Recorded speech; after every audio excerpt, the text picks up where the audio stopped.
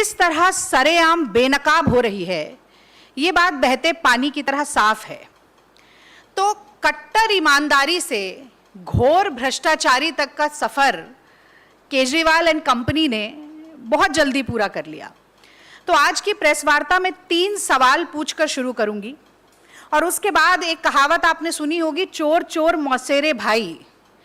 तो भारतीय जनता पार्टी केजरीवाल जी की पार्टी और उनके नेताओं से एक कदम भी पीछे नहीं है शराब माफिया के साथ साठगांठ करने में, पैसा उगाही करने में, ब्लैक लिस्टेड कंपनी से चंदा लेने में। इस बात का खुलासा दिल्ली प्रदेश कांग्रेस कमेटी के अध्यक्ष आदरणीय अनिल चौधरी जी करेंगे।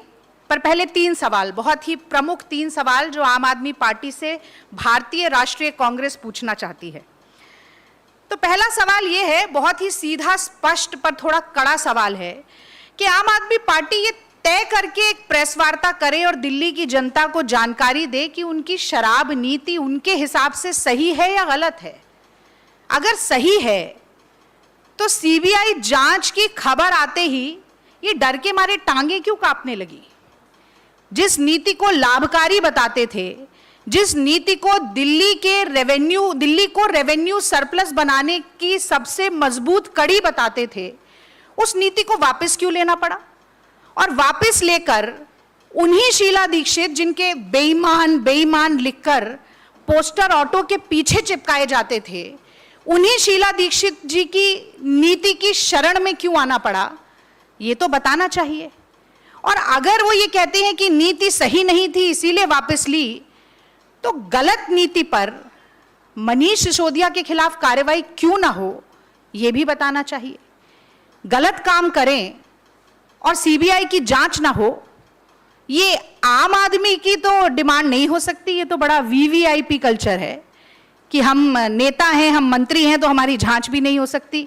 कितने दूध के धुले हैं मनीष सिसोदिया, क्या इस बात का दूध और पानी का पानी नहीं होना चाहिए? ये पहला सवाल है।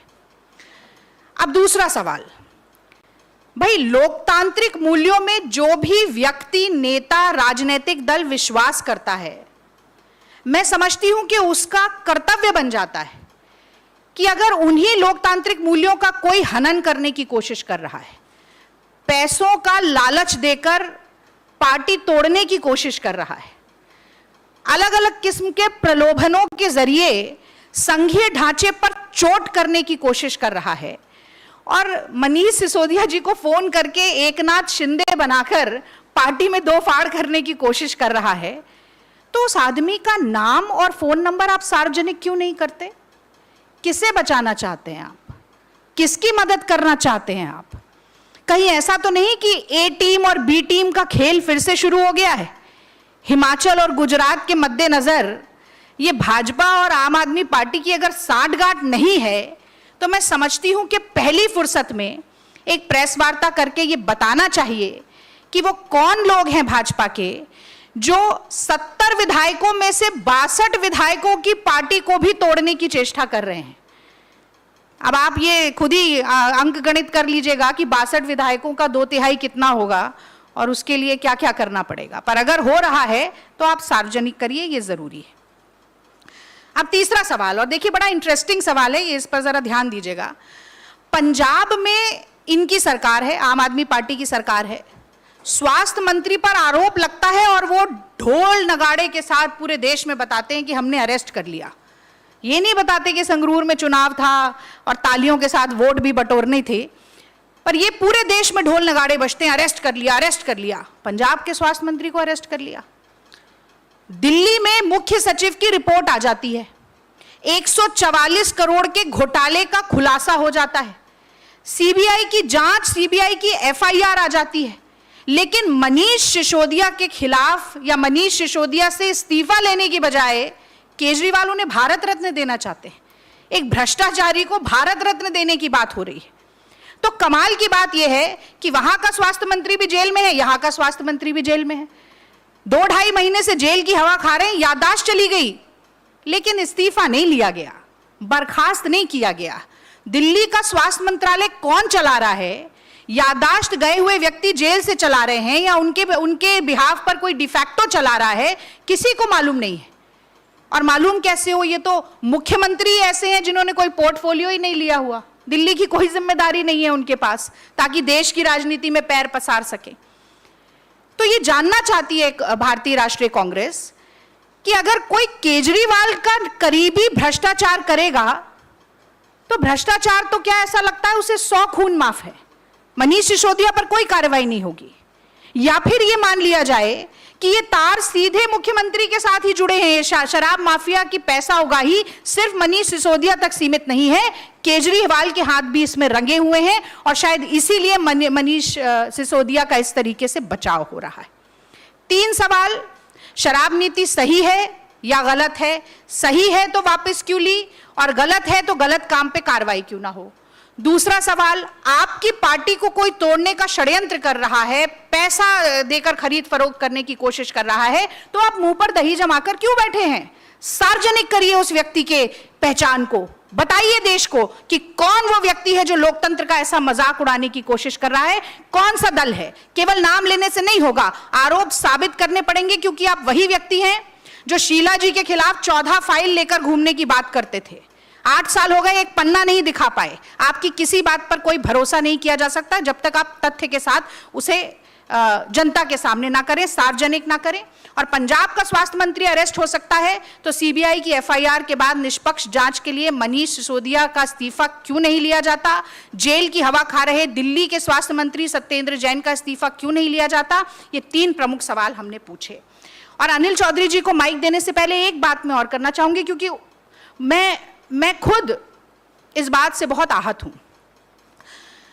जैसे ही मनीष सिसोदिया जी की चोरी पकड़ी गई, बेईमानी पकड़ी गई, काले करतूतों और कारनामों का भांडा फूटा, तो वो जाति जाति खेलने लगे।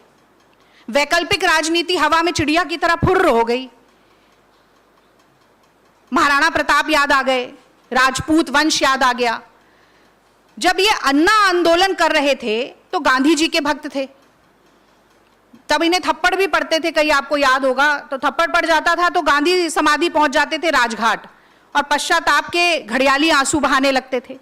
पंजाब का चुनाव आया तो गांधी को भूल गए, भगत सिंह के चेले हो गए, इस कदर भूल गए कि दफ्तर से फोटो ही गायब हो गई गांधी जी की, किसी सरकारी दफ्तर में फोटो नहीं बची। और आज जब भ्रष्टाचार पकड़ा गया तो महाराणा प्रताप की शरण में जा रहे हैं। मैं इस पर घोर आपत्ति व्यक्त करती हूं और मैं कहना चाहती हूं कि अपने काले कारनामों की ढाल शूरवीर महाप्रतापी महाराणा प्रताप को ना बनाएं, ये बहुत ही शर्मनाक है। और मैं पूरे विश्वास के साथ कह सकती हूं, और आप लोग भी समझते होंगे कि ना महात्मा गांधी ने, ना भगत सिंह ने, ना महाराणा प्रताप ने कहा होगा इनसे आके कि पंजाब में तो नारा दो शराब नशा मुक्ति का और दिल्ली को नशे की राजधानी बना दो। महाराणा प्रताप ने, गांधी जी ने और भगत सिंह ने नहीं कहा था इनसे कि आप सारे नियमों की धज्जियां उड़ाइए, 100 मीटर के दायरे, मंदिर हो चाहे स्कूल हो चाहे रेजिडेंशियल कॉलोनी हो, 100 मीटर के दायरे में ठेके खोलिए और खेलो गली जैसी शेल डमी कंपनीज को रेवड़ी की तरह लाइसेंस बांट दीजिए, 144 करोड़ का घोटाला करिए। ये किसने कहा था आपसे? किसी ने नहीं कहा कि वायबिलिटी रिपोर्ट पुलिस डिपार्टमेंट और एक्साइज डिपार्टमेंट को सबमिट किए बिना ठेके खुलवाइए। हमारे दिल्ली के छात्रों और बच्चों का भविष्य सुधारने की बात करते थे, किसने कहा था आपसे कि 25 साल की उम्र को 21 साल कर दें, एक के साथ एक बोतल फ्री बांटे और लतियल बनाए दिल्ली के बच्चों को? ये आपकी करनी है, ये घोटाला, ये भ्रष्टाचार आपकी करनी है।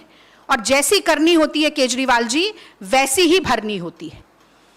और इसके बाद जैसा कि मैंने शुरू में कहा कि एक कहावत जो हमने सुनी थी, चोर चोर मौसेरे भाई, और जो हम लगातार कहते रहते हैं कि ये एक दूसरे के पूरक हैं, मोदी जी और केजरीवाल जी, इनकी कार्यशैली में कोई बहुत ज्यादा फर्क नहीं है। तो चोर चोर मौसेरे भाई की कहावत को यथार्थ में कैसे बदला जाता है और किस तरह से शराब माफिया से पैसे की उगाही की जाती है, ब्लैकलिस्टेड कंपनीज से चंदा लिया जाता है, इस बात का खुलासा दिल्ली प्रदेश कांग्रेस कमेटी के अध्यक्ष अनिल चौधरी जी करेंगे। अब मैं उनको आमंत्रित करती हूं। धन्यवाद रागिनी जी। एक बार फिर मैं सभी अपने पत्रकार बंधुओं का स्वागत करता हूं और बड़े विस्तार से रागिनी जी ने आम आदमी पार्टी और भाजपा के चरित्र को या उनके संबंधों को बड़े विस्तार से आपके सामने रखा है। और इससे पहले कि मैं इस पूरी आबाकारी नीति में जो भ्रष्टाचार हुआ है, जो उसकी मनी ट्रेल के बारे में मैं चर्चा करूं, साथियों पिछले कुछ दिनों से मैं लगातार इस विषय पे नज़र रखे हुए हूं और देख रहा हूं कि किस तरह से भाजपा और आम आदमी पार्टी के आरोपित शराब मंत्री और दिल्ली के मुख्यमंत्री अपने बचाव को लेकर के किस तरह से मुद्दे भटकाने के लिए नए नए नित पैतरे बदल रहे हैं। उसके कुछ उदाहरण इस तरह के हैं और उनकी बयानबाजी आप देखें। जब ये नीति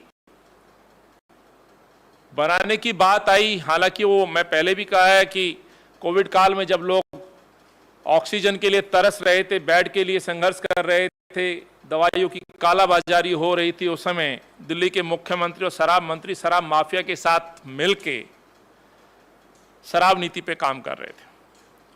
और उस शराब नीति पे काम करते हुए जब इस नीति को लागू किया गया तो शुरुआत में अरविंद केजरीवाल कहते हैं कि इस नीति का सबसे बड़ा फायदा ये होगा कि दिल्ली के लिए रेवेन्यू सरप्लस होगा। ये पहला कार्ड था। अफसोस इस बात का होता है कि जब इस नीति की समीक्षा करते हैं तो इसके विपरीत 567 करोड़ रुपए का नुकसान बताया जाता है। जब इस पे सवाल पूछते हैं तो अरविंद केजरीवाल फिर विषय को भटकाने के लिए फिर एक बात कहते हैं कि दुनिया की सबसे बेहतरीन ये शराब नीति होगी।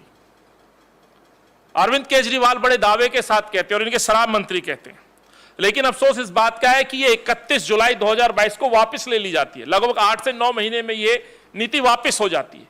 तो भाई विश्व की किस तरह से सबसे बेहतरीन पॉलिसी है, इस पर जब आप पूछते हैं तो अगली बात कहते हैं कि इस नीति में दिल्ली के तत्कालीन उपराज्यपाल अनिल बैजल जी की इसमें भूमिका संदिग्ध थी।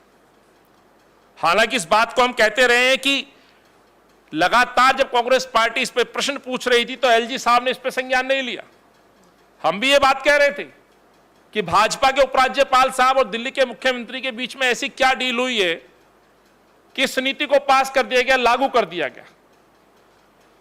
तो उपराज्यपाल पे आरोप लगने शुरू हुए और आने वाले समय में और कई लोगों पे इस तरह के आरोप लगेंगे।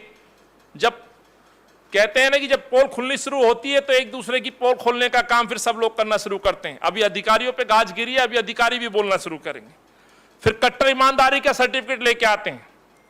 किस तरह की ईमानदारी का सर्टिफिकेट लेके आते हैं ये तो आप सब लोग देख चुके हैं। सीबीआई की प्रथम एफआईआर में मनीष सिसोदिया को नंबर 1 भ्रष्टाचारी माना गया है।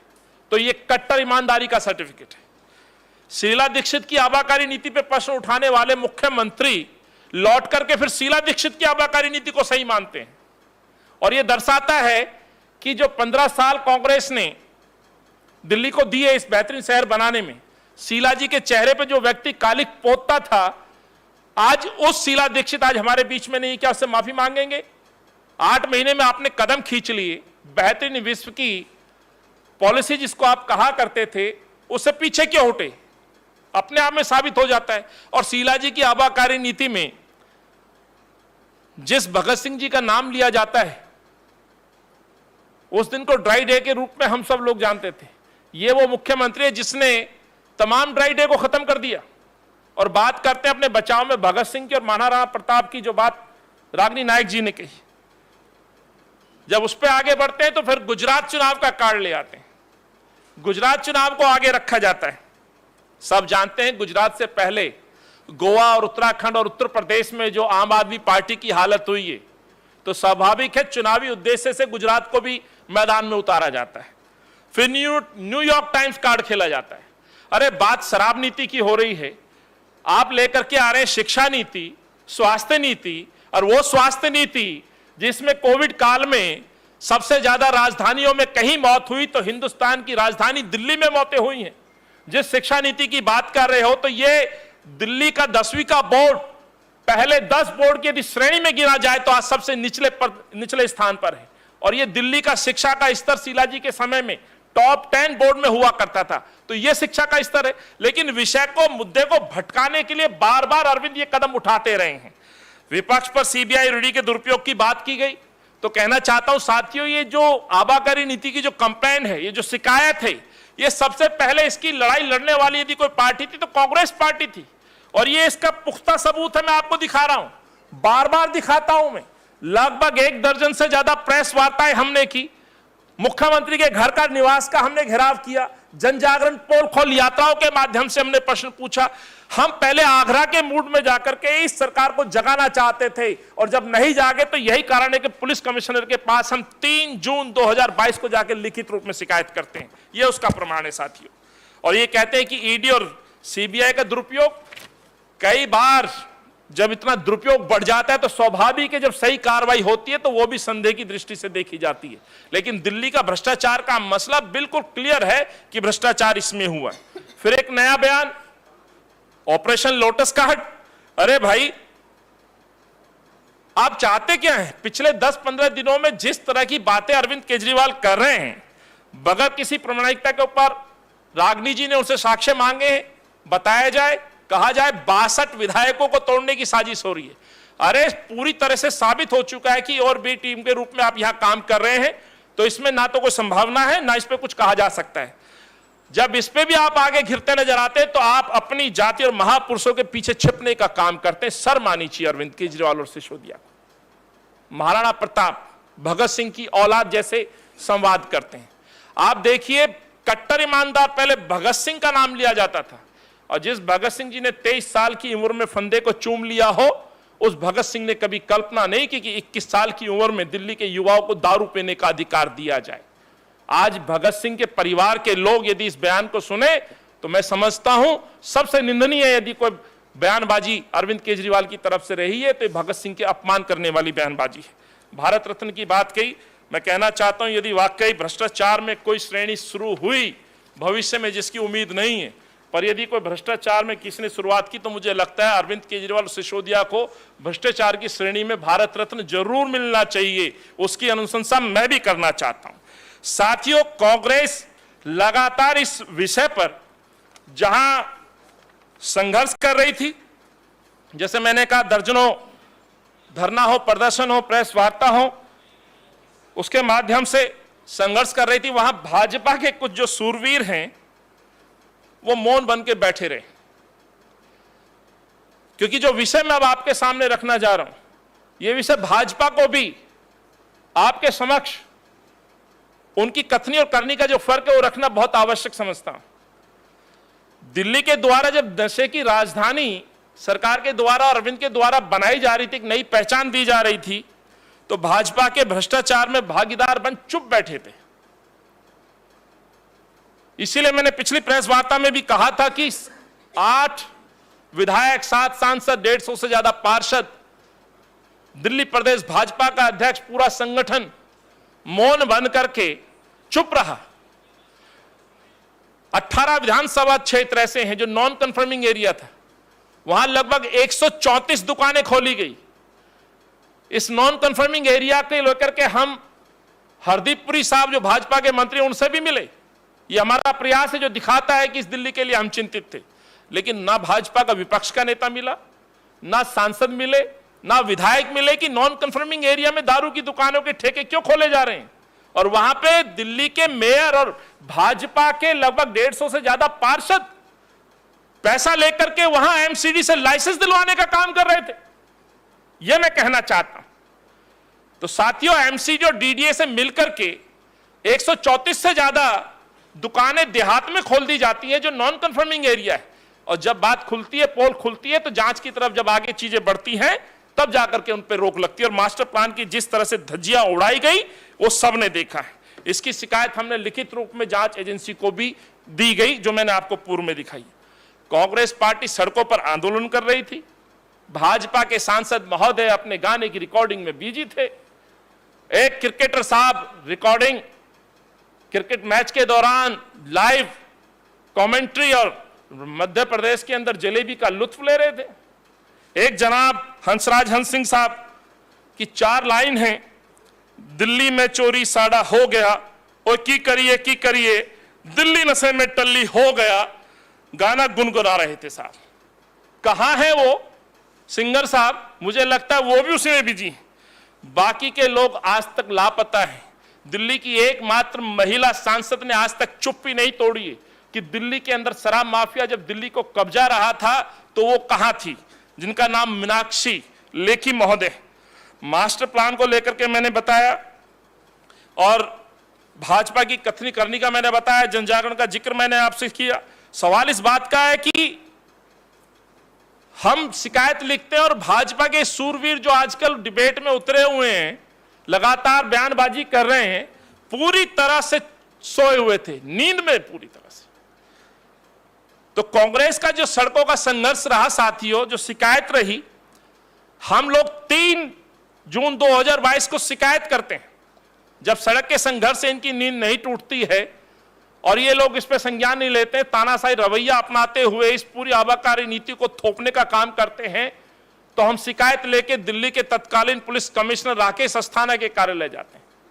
उसके बाद यदि आप देखें 8/7/2022 यानी लगभग 1 महीने बाद चीफ सेक्रेटरी साहब रिपोर्ट देते हैं।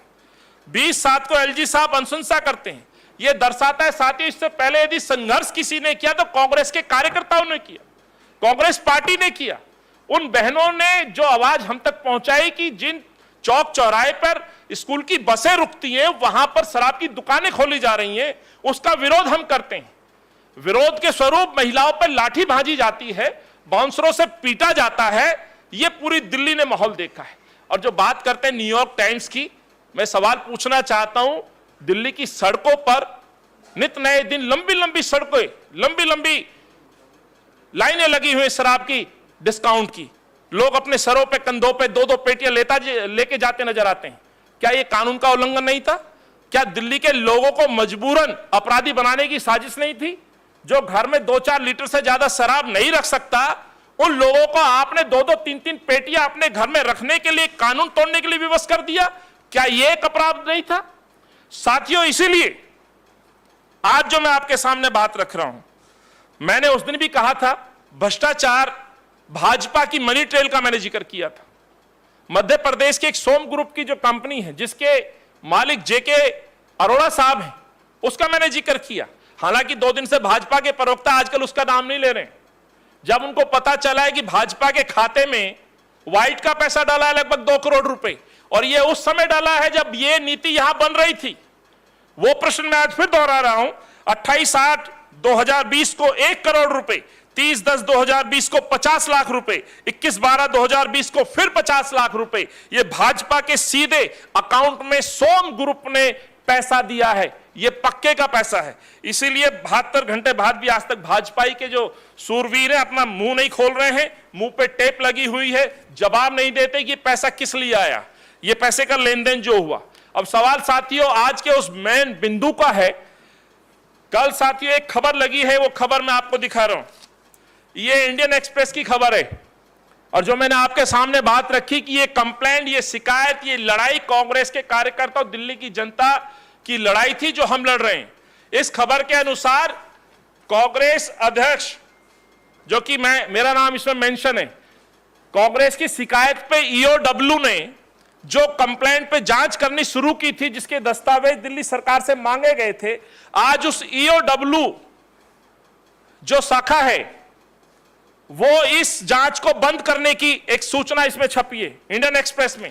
और इसमें ये रिपोर्ट है महेंद्र सिंह मनराल साहब की, ये खबर है इंडियन एक्सप्रेस में खबर छपी है। ईओडब्ल्यू, कई और समाचार पत्रों ने भी छापी, लेकिन बाय नेम इसमें कांग्रेस का जिक्र है कि ईओडब्ल्यू इस जांच को बंद करने जा रही है। सवाल यह है साथियों, ये ईओडब्ल्यू में जो कंप्लेंट इसके खिलाफ है, वो भी एक भाजपा के तथाकथित मित्र दीप मल्होत्रा और उनकी कंपनी ओएसिस ग्रुप, जिसको लेकर के हम पहले ये कार्टेल जो तैयार हुआ, जिस तरह से महेंद्रू परिवार ने और बालाजी ग्रुप ने कार्टेल बना करके दिल्ली के शहर को खरीदने का काम किया, वही काम ओएसिस ग्रुप ने एक कार्टेल बना करके दिल्ली को खरीदने का काम किया, और उसकी शिकायत हमने की थी, उस पे जांच चल रही है। लेकिन उस जांच को बंद करने की खबर आ रही है। सवाल यह उठता है कि दीप मल्होत्रा कौन है? दीप मल्होत्रा अकाली दल का पूर्व विधायक है, पंजाब का पूर्व एमएलए है, और ये दीप मल्होत्रा का जो ओएसिस ग्रुप है ये शराब का उत्पादक भी है और विक्रेता भी है दिल्ली में। इसमें में भी सेम कानून की धज्जियां उड़ाई गई हैं। हालांकि इस रिपोर्ट में पूरी तरह से क्लियर कहा गया है कि सेम एलिगेशन, सेम आरोप, इस तरह की जो हम जांच कर रहे हैं इसमें भी वही हैं। तो सीबीआई जांच कर रही है तो इसको बंद कर दिया जाए। अरे भाई, बंद क्यों कर दिया जाए? सीबीआई की कहीं किसी भी एफआईआर में दीप मल्होत्रा का नाम नहीं है। सीबीआई की एफआईआर में सोम ग्रुप का नाम नहीं है। क्यों नहीं है? यह जवाब भाजपा क्यों नहीं देती? क्या वाकई सीबीआई का अब आगे दुरुपयोग करने की कोशिश तो नहीं की जा रही है? क्या भाजपा के मित्रों को बचाने की कोशिश तो नहीं की जा रही है? अदरवाइज सोम इंडस्ट्री, सोम डिस्टिलरी जो ये भी उत्पादक है, फुटकर विक्रेता दिल्ली में है, वही अपराध, वही कार्टेल ओएसिस ग्रुप के दीप मल्होत्रा पंजाब के पूर्व विधायक का भी यहां है, जिसका पंजाब चुनाव में आम आदमी पार्टी की फंडिंग को लेकर के बड़े संगीन आरोप हैं। तो जो व्यक्ति आम आदमी पार्टी को और भाजपा को चंदा देता हो, आज वो दोनों ग्रुप, चंदा देने वाले ग्रुप कहे या मनी ट्रेल कहें या रिश्वत देने वाले कहें, वो दोनों ग्रुप सीबीआई की जांच से बाहर क्यों हैं? इस पे मैं समझता हूं भाजपा को जवाब देना चाहिए। और ये जो मेरा पुराना प्रश्न था उसमें ये प्रश्न मैं फिर से जोड़ रहा हूं कि ओएसिस ग्रुप की जो जांच चल रही है, ओएसिस ग्रुप की इस जांच को, जिसकी हालांकि नीचे दो कंपनी और हैं, नोवा गारमेंट्स और ओरिजिन अप्लायंसेस, ये सेल कंपनी है जिनको यहां काम मिले, ब्लैकलिस्टेड कंपनी है। तो साथियों, मेरा दिल्ली पुलिस से यह आग्रह रहेगा, हालांकि इसको लेकर के मैं दिल्ली पुलिस कमिश्नर साहब से पुनः मिलूंगा कि इस जांच को बंद ना किया जाए। यदि आवश्यक है तो इस जांच को ट्रांसफर किया जाए और सीबीआई को सौंपा जाए। अब तक के जो दस्तावेज है, प्रथम दृष्टि में जो जांच हुई है, उसको बंद ना करके सीबीआई को सौंपा जाए और ये दोनों नाम, दोनों कंपनियों के नाम भी इसमें सम्मिलित किए जाए, ये हमारी मांग रहेगी। तो साथियों, आज की इस प्रेस वार्ता में जो मैंने आपको दिखाया, उस दिन भी मैंने आपसे बात कही थी कि भाजपा ने खुद माना है, यह भाजपा का खुद का दस्तावेज है, जिन्होंने इलेक्शन आयोग में सौंपा। हर पार्टी को सौंपना होता है चंदा देने वालों की लिस्ट, तो इसमें पूरी तरह से यह साबित है। मैंने पूर्व में भी आपको दिया था, आज फिर दूंगा, किस तरह से 1 करोड़ 50 लाख और 50 लाख की रिश्वत कहिए, डोनेशन कहिए, या इस महाभ्रष्टाचार के अंदर मनी ट्रेल का खुलासा कहिए, जो मैंने आपके सामने रखा है। इससे संबंधित कोई जानकारी, कोई प्रश्न आपका ऐसा हो, हम कोशिश करेंगे उनका जवाब देने की। धन्यवाद।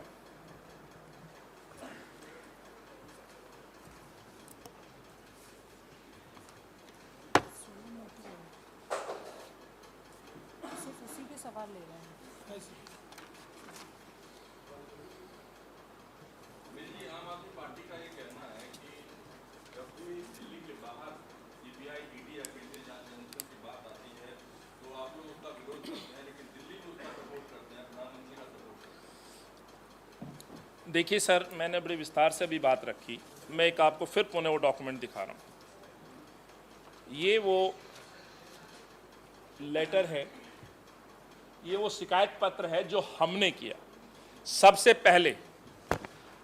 ये तो शिकायत, ये लड़ाई तो कांग्रेस नहीं लड़ी है। जब ये भ्रष्टाचार के मामले हमारे पास आए, जब इस योजना पे काम कर रहा, तो हमारे जो सूत्र थे उन्होंने बताया कि इस तरह की योजना पे काम किया जा रहा है। जब कोविड में दिल्ली घिरी हुई थी, तब से हम लोग सड़कों पे काम कर रहे। मैंने मुख्यमंत्री घर का निवास का घेराव किया, उन्होंने अनसुना किया, तानाशाही अपनाई। एक साथ एक दिन लगभग 55 जगह पर कांग्रेस के कार्यकर्ताओं ने विरोध प्रदर्शन किया, 1 दर्जन से ज्यादा प्रेस वार्ताएं की। मैं आपको एक और सबूत दिखाता हूं। ये वो सबूत है जो हरदीपपुरी साहब से मैं मिला। मुझे भाजपा का कोई एक नेता दिखाए जो हरदीपपुरी साहब से नॉन कन्फर्मिंग एरिया के विषय पे मिला हो। ये क्या दर्शाता है? पूर्व हमारे अध्यक्ष सुभाष चोपड़ा जी मेरे साथ हैं, कांग्रेस के शीर्ष नेता हमारे साथ हैं। यह दिखाता है कि कांग्रेस पार्टी इस विषय को मरने देना नहीं चाहती थी और ये कांग्रेस की शिकायत थी। दूसरा मैं दिखाता हूं, मैंने अन्ना हजारे जी को भी एक अनुरोध पत्र लिखा, क्योंकि अरविंद केजरीवाल उनके पुराने शिष्य हैं। ये वो चिट्ठी है। मैंने उनसे भी आग्रह किया कि अपने इस प्रिय शिष्य को समझाएं, दिल्ली को नशे की राजधानी ना बनाएं, बच्चों के लीवर से खिलवाड़ ना करें, बच्चों का जो देश का भविष्य है उससे खिलवाड़ ना करें। 21 साल में बच्चा ग्रेजुएट होता है, उसे रोजगार चाहिए, ना कि उसे शराब पीने का अधिकार चाहिए। कुछ चीजें, कुछ पर्दे में कुछ बच्चे इस तरह के शौक रखते होंगे, लेकिन हर बच्चे को आप कानूनन अधिकार 21 साल में पीने का दे रहे और भगत सिंह का नाम ले रहे हैं। तो मैंने 3 दस्तावेज आपको दिखाए, अन्ना जी की चिट्ठी, हरदीप पुरी साहब का ये, और कांग्रेस पार्टी का सबसे पहला ये पत्र। मैं चैलेंज करता हूं भाजपा के 7 सांसद, 8 विधायक, 3 मेयर, 150 से ज्यादा पार्षद और भाजपा के प्रदेश अध्यक्ष को कि कोई 4 लाइन का शिकायत पत्र वो कोई दिखाते क्यों नहीं है। मेरे पास ये सूचना है, इस कंप्लेंट, ईओडब्ल्यू कंप्लेंट के बाद कई लोगों की छुट्टी हो गई है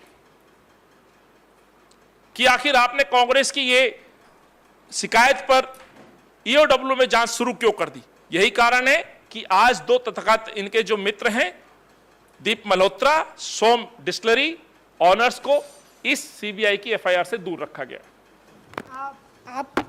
आपके इस प्रश्न का एक बहुत ही सीधा सा जवाब यह है